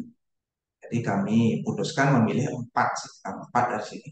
Yang minimal kami ambil karena kami ingin mata kuliah inti prodi ya, prodi yang akan kami lebih banyak ya, karena akan sudah tersita terkurang dengan adanya asistensi mengajar dan juga skripsi yang bertambah menjadi 10 SKS. Nah, itu saja Prof. Mohon tanggapannya bagaimana kami mensiasati dengan keadaan begini ya. Jadi kami di lembaga ada TPB, tahap persiapan bersama mata kuliah, sehingga kami akan sempit mengatur uh, kurikulum itu ya. Belum lagi kita harus mengkaji betul planning outcome, CP, CP juga kita harus di dalam proses pengkajiannya. Nanti saya akan mempelajari betul dan teman-teman apa yang Prof sharing gitu, sehingga kami mudah-mudahan lah mendekati harapan. Harapan kami adalah memang kita itu terstruktur, terintegrasi dia, tidak seperti sekarang masih lepas-lepas, masih loncat-loncat karena keinginan kami.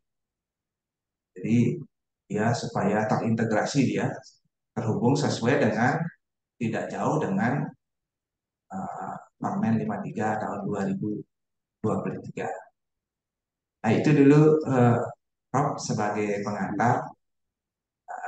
Terima kasih. Saya kembalikan kepada Pak Moderator. Oke, terima kasih Pak Dr. Nyoman Nasir. Silakan langsung ditanggapi, Prof. Terima kasih Pak Kapolri. Ini saya kira sudah komprehensif ya. Ada beberapa mungkin penguatan-penguatannya. Mungkin saya langsung ke struktur dulu ya barangkali. Nanti yang lain baru naik. Jadi kalau strukturnya ini kan tadi kan kalau standarnya kan 144 ya minimal. Tapi di teman-teman bisa memilih yang melampaui standar ya 147 sampai 150 gitu ya. Saya kira itu tidak masalah, harga kan melampaui apa standar itu. Lalu yang mungkin tadi yang menarik itu adalah nanti analog di kami gitu ya. Jadi kalau kami namanya MKU, mata kuliah universiter. Itu kalau di sini mungkin yang tadi mata kuliah persiapan bersama gitu ya. Aku ada juga Prof itu sebanyak 6 mata kuliah ya kalau misalnya ya. 6 ya. 12 SKS beda lagi. Kalau tahap persiapan bersama ini ada lagi Prof. Oh gitu. Persiapan bersama berapa?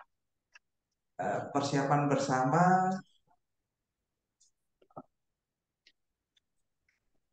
sekitar 5 mata kuliah Prof. Ini 5 mata diatur kuliah ya. sama di fakultas Prof. Jadi kami harus ikut itu Prof. Mata kuliah fakultas juga Lima. ada ya. Ya itu tahap persiapan bersama itu.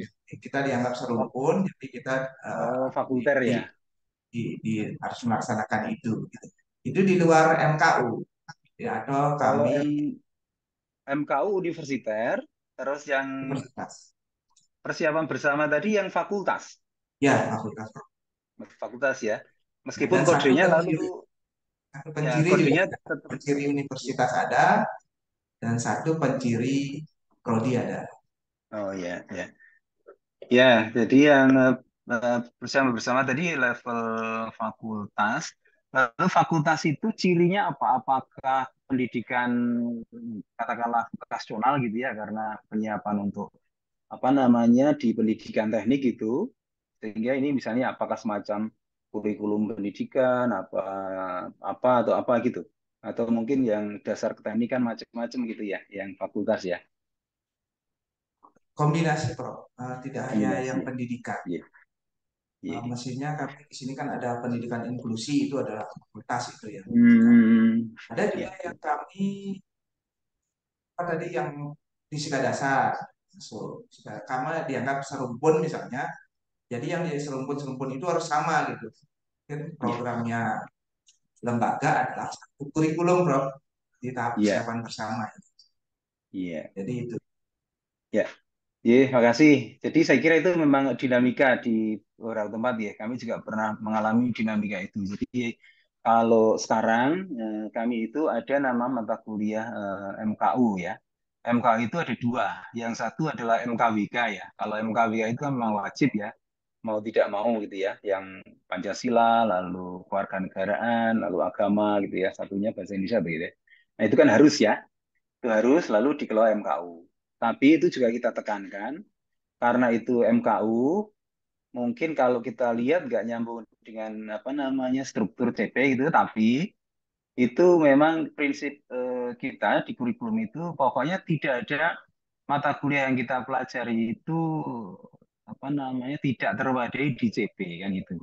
Sehingga meskipun MKU, nanti biasanya MKU itu menyiapkan satu CPL, lalu CPL itu harus masuk di kurikulumnya prodi gitu ya, sehingga semua masuk CPL gitu.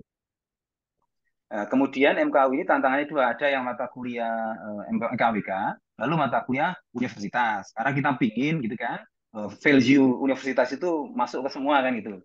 Nah kami ada misalnya karena visi yang dulu itu kan kemandirian, lalu itu diwujudkan dalam mata kuliah kewirausahaan misalnya. Sehingga semua mahasiswa UNJ itu harus memiliki semangat kewirausahaan, kemandirian, maka diwujudkan di mata kuliah kewirausahaan itu menjadi wajib.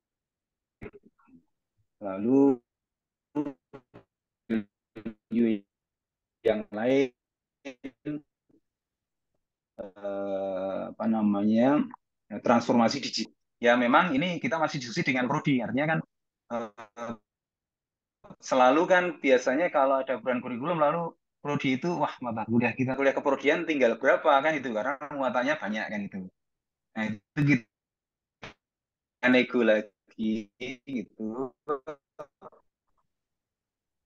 Mungkinkah mata kuliah ini memang fokus, tetapi memang university value itu sudah masuk gitu. Nah, lalu kemarin kita coba ya ada kan sehingga kemarin mata kuliah universitas itu dua gitu ya. Itu kemarin sepakati itu. Jadi satu wajib, satu ditempuh, tapi bisa memilih beberapa dari beberapa itu. Lalu fakultas itu juga dinamikanya. Kalau dulu kami di fakultas, karena fakultas teknik dulu agak dekat dengan mata kuliah pendidikan vokasional seperti itu ya. Lalu perkembangan peserta didik misalnya, itu jadi fakultas, gitu ya. Jadi mata kuliah itu kita tarik di fakultas itu. Nah, lama-lama mungkin yang fakultas itu sudah mungkin apa namanya sudah tidak apa kental lagi itu langsung diserahkan ke prodi masing-masing gitu. Jadi sekarang di fakultas nggak ada gitu ya. Tapi bukan berarti nggak boleh. Nah, itu bisa gitu. Nah, tinggal barangkali yang perlu diformulakan adalah komposisinya gitu ya. Sehingga nanti eh, harus berbagi, jangan sampai tadi muatan yang umum atau muatan yang komplementer lebih banyak dari muatan prodi kan biasanya begitu.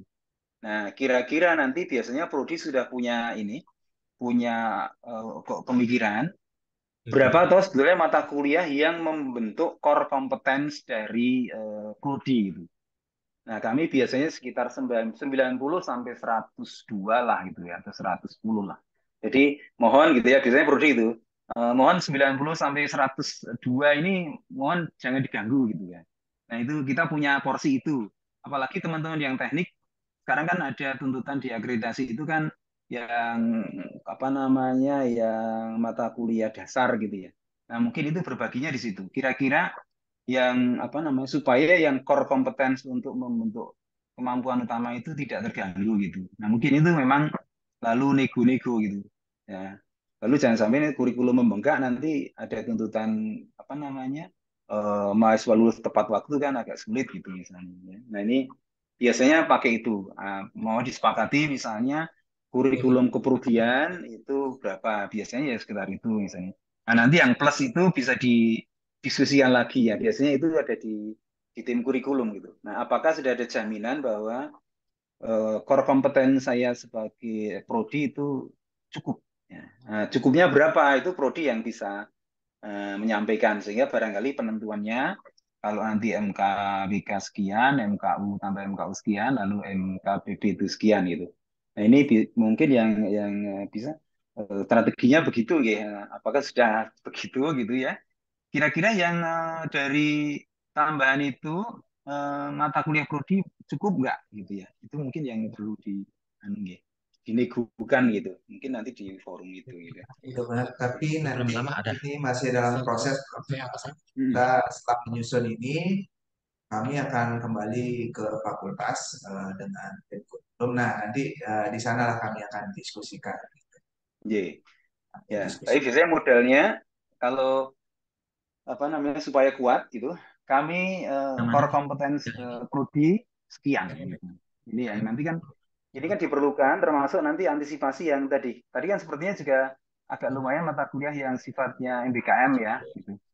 Ya, sehingga nanti juga sebenarnya MBKM itu nanti kan harusnya tidak mengganggu core competence itu kecuali yang memang didapat dari luar itu memang CP-nya sama itu bisa tapi tidak mengganggu gitu sehingga nanti tidak akan terjadi konversi yang tidak sama dengan CP sehingga tidak ada pemaksaan hasil dari MBKM lalu di apa akukan mata kuliah yang CP-nya nggak sama itu saya kira itu.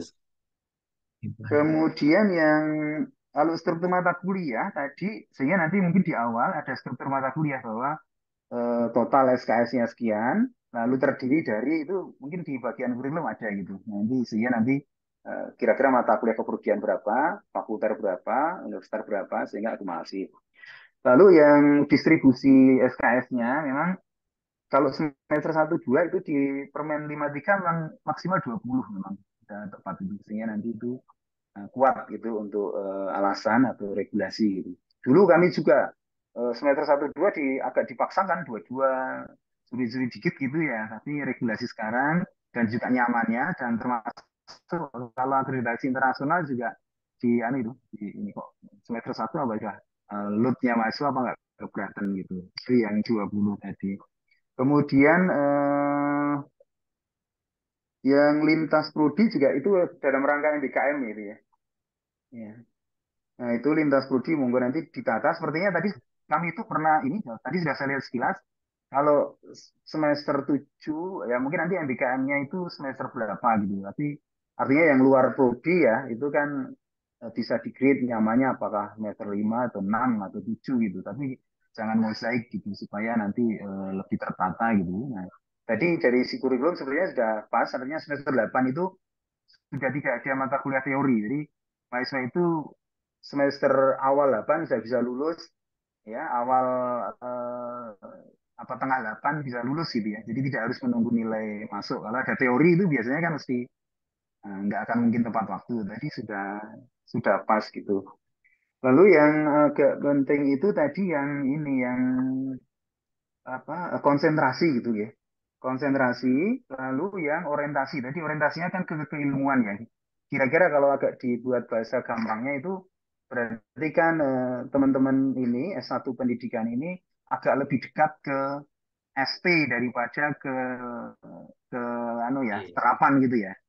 Nah, monggo nanti kami bisa nanti tinggal ini sasarannya siapa gitu. Kalau kami ini kalau konsentrasi kan kami otomotif sudah prodi sendiri ya. Nah, kami dulu pemikirannya begini. Pertama, siapa pelanggan utama kita? Kalau yang dulu kami pakai kerangka pikir pelanggan utama kita itu kan SMK, guru SMK. Sehingga sebetulnya apa yang diperlukan oleh SMK itu yang kita siapkan ya. Selain nanti bisa yang jadi di Widya Iswara, di industri, di macam-macam itu tetap kita layani, tapi utamanya SMK. Kita tengok biasanya itu spektrum di SMK gitu. Nah, spektrum di SMK itu kan ada desain, ada pengelasan, ada fabrikasi, ada pemesinan, lalu ada perawatan, lalu pengecoran. Nah, gitu. Kita cari 6 itu. Lalu kita tanya, lulusan kita itu bisa nggak begitu lulus langsung terjun ke SMK sesuai itu. Nah, itu kita pakai. Lalu kita cermati, oh di antara 6 itu yang memang fokus, yang utama itu ternyata ada 3. Perancangan, desain, lalu pemesinan, dan pengelasan gitu. Nah, itu yang kita jadikan konsentrasi. Ya, konsentrasi, sehingga nanti begitu masuk, dia sudah bisain gitu ya, mau di mana. Nah, yang apa namanya pengecoran, yang lalu yang fabrikasi nanti yang kemudian pengelasan, yang pengecoran dan perawatan itu kan tipis-tipis gitu. Nah ini kita wadai juga, tapi sifatnya mata kuliah. Jadi yang pengecoran itu 2 mata kuliah kayaknya cukup. Sehingga kalau nanti kira-kira dia bertugas di SMK pengecoran, karena jumlahnya nggak banyak, itu dia punya bekal dasar. Demikian juga dengan maintenance-nya gitu. Lalu terapan atau keteknikan itu juga menarik karena teman-teman juga kami dulu ketemu antar prodi itu ya macam-macam. Ada yang orientasinya tadi ke analis sehingga yang dibeli adalah alat-alat ukur, alat-alat lab gitu ya. Tapi yang satu alat-alat praktek. Kami melihat kalau kami di UNY kan untuk menjadi guru SMK itu kan memberikan skill gitu ya. Sehingga kami coba skill skill anunya lebih kuat, skill terapannya lebih kuat ya meskipun ada tambahan itu. Nah, mungkin nanti ini dengan teman-teman nanti supaya nanti orientasinya ke mana gitu. Ini mungkin menjadi wawasan gitu ya. Karena termasuk gini, pendidikan teknik mesin itu apa? Apakah kue lapis? Maksudnya pendidikan teknik mesin itu apakah S1, apakah ST yang dipenggal pucuknya lalu ditambahi pendidikan, ataukah D4 yang dipenggal pucuknya tambah pendidikan, atau seperti kue lapis ya, pendidikan ini keteknikannya di atasnya dilapisi dengan pendidikan itu. Atau seperti wedang bajigur itu atau apa namanya? Yang mix gitu ya. Jadi terintegrasi. Gitu. Ini juga penting ya untuk diskusi ya filosofi kalau ini gitu ya. Tapi kami biasanya mengambil begitu. Nah, monggo nanti ini diskusi dengan teman-teman nanti orientasinya kemana gitu ya. Selain nanti yang tadi yang mau jadi selain guru gitu. Tapi supaya kita lulusan kita begitu mau masuk jadi guru itu sudah pas dengan dunianya gitu. Itu yang mungkin monggo nanti didiskusikan aja termasuk dengan teman-teman di lalu yang naik-naik dikit itu yang memang monggo sebenarnya di Permen 53 itu tidak memaksa-maksa betul ya harus gini harus gini harus gini gitu. Tapi memang ada istilah perguruan tinggi dapat gitu ya itu. Tapi yang CP ini sepertinya agak tegas gitu ya. Tegas di permen itu di naskahnya ya. Kalau di sosialisasinya itu ada kata dapat gitu ya. CP itu dapat terintegrasi tapi sebetulnya di permennya itu nggak ada kata dapat gitu. Jadi memang menjadi terintegrasi gitu. Jadi yang apa rumusan yang di Permendikbud 5 itu memang sudah ditinggal lalu langsung nyambung ke ini deskriptor di KKNI gitu. Nah, moga nanti ini ya menjadi diskusi aja, bahan diskusi ya. Tapi kalau memang kami pilih begini ya monggo itu kan anunya. Tapi kayaknya di yang aspek CP ini yang agak penting di 53 sepertinya agak tegas gitu ya. Lalu juga alignment antara visi misi monggo gitu ya. Biasanya sekarang ini visi itu ada sedikit deskriptornya gitu. Mungkin apakah ada itu? Ya, jadi kalau kami misalnya visinya itu unggul, kreatif, inovatif, berkelanjutan. Ada deskriptornya. Yang dimaksud unggul itu apa? Kreatif itu apa gitu. Nah mungkin nanti barangkali di prodi bisa menjabarkan yang namanya tadi prodi yang mengembangkan keilmuan bidang teknik mesin yang berasaskan Trihita Karana itu apa anunya? Mungkin kalau orang bilang tri kan mesti 3 gitu ya. Nah, tri yang pertama itu wujudnya kayak apa? Kalau pendidikan teknik mesin yang orientasi kepada tri yang pertama gitu ya. lalu orientasi yang tri yang kedua, lalu tri yang ketiga itu, sehingga nanti akan nyambung itu. Oh, tri yang komponen elemen pertama ini terjabarkan di PO ini. Oh, yang apa visi tri yang kedua itu di PO ini, tri yang ketiga di sini gitu. Mungkin kalaupun di level atas belum, barangkali teman-teman di sini bisa menginisiasi supaya visi itu tidak abstrak, tapi visi itu ada deskriptornya, lalu measurable gitu. Mungkin itu ya, teman-teman. Saya kira sangat apa namanya nanti bisa melihat itu. Termasuk kalau profil lulusan tadi tantangannya gini, kata-kata indahnya itu profil itu jangan banyak-banyak. Kalau banyak-banyak ya emang nggak jadi apa-apa. Bisa ini, bisa ini, bisa ini. Dalam masa 145 bisa kita arahkan menjadi 5 profil. Tapi kalau terlalu sedikit, nanti ya lalu tidak rinci gitu. Ya, sehingga tantangannya mungkin kita identifikasi betul. Di luar sana itu kan ada yang pendidik jelas ya, sudah orang bergeser dari guru pendidik. Tapi ada yang asisten peneliti, ada yang wirausaha, ada yang tadi Pranata Laboratorium, ada apalagi itu. Nah, khasnya teman-teman di Undiksa itu apa? Tidak usah dipaksakan. Kalau tempat kami ternyata Pranata Laboratorium, tapi di tempat lain asisten peneliti ya. Kami nggak berani menetapkan asisten peneliti karena dari tracer nggak ada. Peluang itu tipis gitu ya. Tapi di tempat lain ternyata itu banyak. Kami bisa menerapkan di industri, ternyata banyak lulusan kita yang ada di head of maintenance gitu. Ya, itu bisa. Ya. Ya, saya kira itu monggo terkait itu. Nah, mungkin ini sudah lah, ya. Dilihat dari sekilas itu sudah bagus ini ya. Ya, monggo. Peneliti, cuma nanti S1 itu apakah peneliti murni gitu? Kami dulu diskusinya begini. Karena kalau di LIPI itu kan ada jabatan asisten dan peneliti.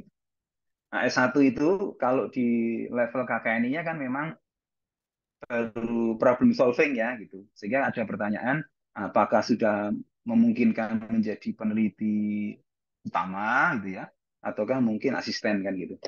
Mungkin itu biasanya. Oke, makasih Pak Kaprodi itu beberapa.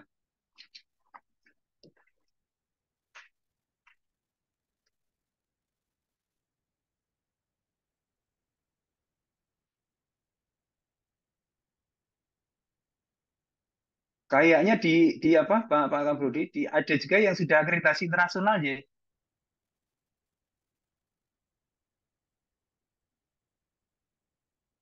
Kok nggak didengar ya?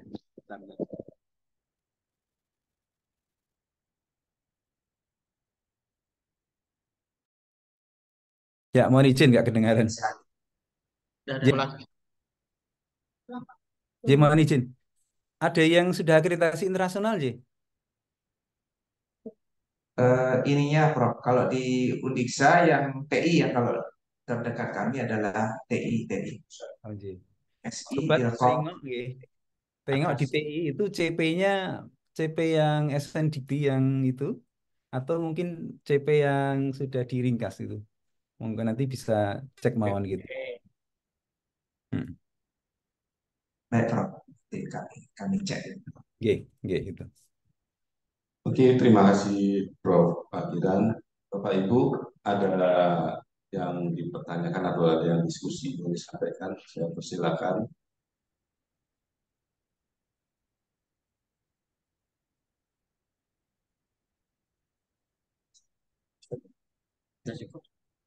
Oke, eh, cukup rasanya Prof. Terima kasih sebelumnya Prof. Jadi ini sangat bermanfaat sekali buat kita untuk sebagai bahan pertimbangan dan masukan untuk pembentukan kurikulum di Prodi Pendidikan Teknik Mesin. Karena juga waktu sudah cukup, jadi untuk session tanya jawab ini saya akhiri sampai di sini.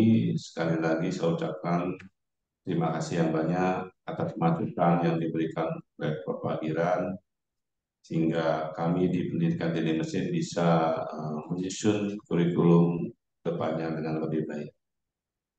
Untuk selanjutnya saya kembalikan lagi ke Saudara MC untuk acara session selanjutnya. Terima kasih, selamat siang. Selamat siang. Terima kasih Bapak Ibu teman-temannya, Pak Kaprodi. Mohon maaf kalau ada kurangnya. Nanti hasilnya kami mohon dikabari ya kalau untuk nanti untuk apa namanya bahan belajar juga teman-teman di UNJ, nggih. Monggo nanti Oke, kalau siap mau Bu. diskusi Nanti kami setelah siap. kami deadline-nya mungkin sekitar tanggal 29 itu, 29 Juni ya. Udah finalnya. Kirim. Iya. Oke, makasih. Monggo selamat Eh, bekerja, selamat Masih ada menikmati lagi Prof. Sedikit bekerja. Prof. Ada lanjutan acara sebentar. Mohon izin untuk melanjutkan penutupan sebentar saja, Prof. 5 menit. Iya, makasih. Oke, terima kasih kami ucapkan kepada Bapak Dr. Gede Widayana yang telah membawa diskusi FGD pada hari ini dengan sangat baik. Selanjutnya sebagai rasa terima kasih kami kepada Bapak narasumber utama, Bapak Profesor Wagiran, atas kesediaan Bapak menjadi narasumber kami pada pagi hari ini. Kami telah menyiapkan sebuah sertifikat narasumber yang ingin kami berikan secara simbolis. Kami mohon kesediaan Bapak Koordinator Program Studi, Bapak Dr. Inyoman Pasenugraha untuk dapat menyerahkan sertifikat secara online. Oke, terima kasih Bu Novia sebagai moderator. Eh, Terima kasih sebesar-besarnya saya sampaikan kepada Bapak Prof. Dr. Wagiran, SPD MPD, sudah menjadi narasumber dalam kegiatan Fokus Group Discussion kurikulum program S1 Pendidikan Teknik Mesin Universitas Pendidikan Ganesha tahun 2024. Berikut saya persembahkan, mudah-mudahan Prof berkenan dengan persembahan kami sederhana kami ini dan tidak henti-hentinya jika kami mohon bantuan Prof bisa membimbing kami ini sebentar. Ya. Silakan Prof. Terima Iya. kasih. Ya, terima kasih Pak Kaprodi dan teman-teman semuanya. Terima kasih. Saya merasa sangat terhormat bisa hadir dan diskusi dengan teman-teman semuanya yang sangat luar biasa, sangat bersemangat. Mudah-mudahan ini selalu diberikan kesehatan ya, kelancaran. Nanti kita bisa diskusi lebih lanjut ya, dan nanti juga hasil yang baik nanti kita pakai bersama gitu. Oke. Terima kasih. Salam untuk semuanya.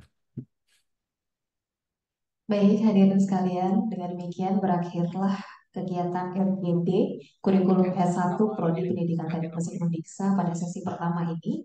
Saya mewakili seluruh staf di Prodi Pendidikan Teknik Mesin mengucapkan terima kasih banyak atas partisipasi Bapak dan Ibu sekalian. Izinkan saya mengakhiri acara ini dengan salam Om Santi Santi Om. Assalamualaikum warahmatullahi wabarakatuh. Shalom, namo buddhaya, salam kebajikan dan salam harmoni. Ya. Terima kasih banyak, Prof. Terima kasih. Saya mohon izin. Ya.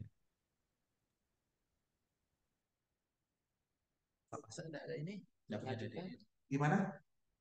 Ya sudah cukup. Cukup, saya kan nanti ya. Sudah direkam ya? Tapi nanti ada gini dari Bu Widi itu jam 3 ya.